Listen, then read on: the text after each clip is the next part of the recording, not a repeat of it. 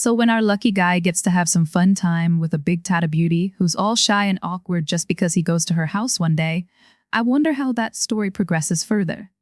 Well, he gets even luckier. Why, you ask? Let's find out. It starts at school with big tata girl number 1, thinking to herself as she finally goes to school, sitting there annoyed, sighing, how did I get sick after having fun action time and having a guy be balls deep in my dungeons? Suddenly, big tata girl number 2 appears, a hot redhead who lingers over her, calling out her name.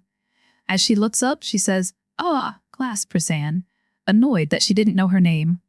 The redhead asks if she has some free time, seemingly noticing that she's been spending time with that guy, and asks if she's dating him. As one does, they see her hanging around a guy for a day, but it's so they must be dating and smashing, right? She yells out, all awkward like, what the hell, it would be impossible for someone of my nature to have that kind of relationship with a guy. The hell are you on about? Yep, not like she has his large banana hidden somewhere, right? The redhead smirks. Haha, yeah right. He's such a fool, why would anyone like him? Big tata girl number 1 then yells out, trying to defend herself, digging a grave by saying she's always absent so she has no friends, which is why Igawa-kun talks to her all the time so she's not left out or lonely. Nothing else, you hear? That's it. The redhead stares at her intently, somewhat suspicious, and wonders why she's yelling so loudly and arguing the point so much. Then she sternly says, I see. If that's really true, then you should know that I've been with him since we were both kids. I don't know why, but I feel like I've loved him for a very long time. Since I'm older now, I feel I love him even more deeply and want to progress this relationship. As we see her blushing heavily just from thinking about it, she asks big tata girl number 1 if she has feelings for him. She blinks, confused, but seriously answers, well, not really. I don't feel anything special towards him. Yep, she just wants to play hide and seek with that big banana of his, right? She waves her hand, blushing, not helping herself out too much here, and says, ha ha, I think you two would be a good match, right? There's some event happening later. Why don't you try your luck and invite him? We cut forward to them at big tata girl number 1's house, where she's alone and thinking of the guy using his banana on her as she messes around her dungeons. Reaching the final peaks of excitement, she wonders why it's just not the same as when the banana's involved. Maybe the banana exploring her dungeons is just better excitement and fun. She decides, all right, all this excitement has made me hungry. Let's go get food. She slams open the door, scaring the guy, who nearly jumps out of his skin, shocked to see the door almost smashing into him. She yells, what the hell, why are you here? And they have coffee. Round 2 seems to be around the corner if it continues like this, since this was how round 1 began. Curiously, she asks why he isn't out with big tata girl number 2. He explains that they spent time together, but she was curious about anime, so he invited her over to this girl's house.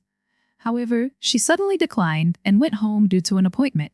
He seems a bit upset and disappointed. She yells, how dare you invite her to my house while you two are on a date?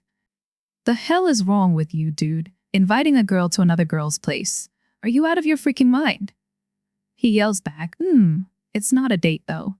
Blue-haired girl looks down, sighing, thinking this dude's hopeless, so she spells it out for him. You know she loves you, right? Go ahead and apologize to her right now, you moron. He asks, why the hell are you mad? As she begins crying at the thought of the man she loves being taken away. He asks, why the hell are you crying? She yells, I'm not crying, as her tears fall. She begins yelling again, but our guy takes action and kisses her. Boom. Surprise. As he says, I love you. Go out with me, please. She goes, yes, confused. He replies, okay, let's go. She blinks, wondering what just happened, maybe calculating what she just agreed to, realizing it, blushing heavily and yelling, what the hell is this? He blushes, explaining that she just said yes as he pats her head, happy that things went so smoothly. She then pushes him away, saying, do it properly, dude, as he kisses her once more. I'm sure they went full force into having some steamy banana and tata action, but we don't see it. We skip over to girl number 2, who is now in a Mexican standoff with girl number 1.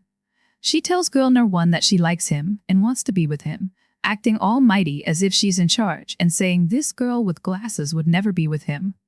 Haha, he's all mine. Later, we see both of them meeting at Big Tata blue-haired girl's house, drinking and fighting for his love, both trying to show off. The red-haired girl is really drunk, talking about how he's going to be her husband. She grabs him as well when blue-haired girl tries to take him, saying, "Hey, he's mine. I don't care if he's your boyfriend, you'll never have him." Blue-haired girl doesn't back down and kisses him, shocking everyone in the room. She yells, "What the hell are you doing to my man?" Red-haired girl says, "Yeah, you can do that. So what? I can do it as well." As she goes to kiss him, Big Tata girl number 1 suddenly starts to play with the banana rod out of nowhere, shocking the red-haired girl. The redhead goes, "What the hell are you thinking? You're not some sort of animal, and on top of that, you shouldn't be doing that while I'm here. The hell is wrong with you?"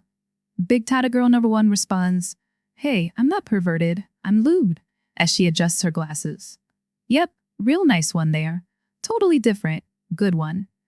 Even the redhead is shocked, like, "The frick?" Big Tata girl number 1 then reveals her tatas and has him play a banana tata game. But the redhead isn't backing down and decides to try playing Find the Banana with him. Suddenly, the banana releases some substance, and both girls engage in an activity, tasting the fluid of the banana between each other. The guy can't hold back any longer, so he goes balls deep inside the blue-haired girl before releasing banana juice everywhere. He then gets lucky and becomes a true Chad, having another fun game with the red-haired childhood friend until, eventually, both girls agree. Since they both love him, they'll rotate him on the weekdays, and on the weekends, they'll play Find the Banana together. They strike a deal, leaving the guy sitting there, fearing for his precious banana and balls.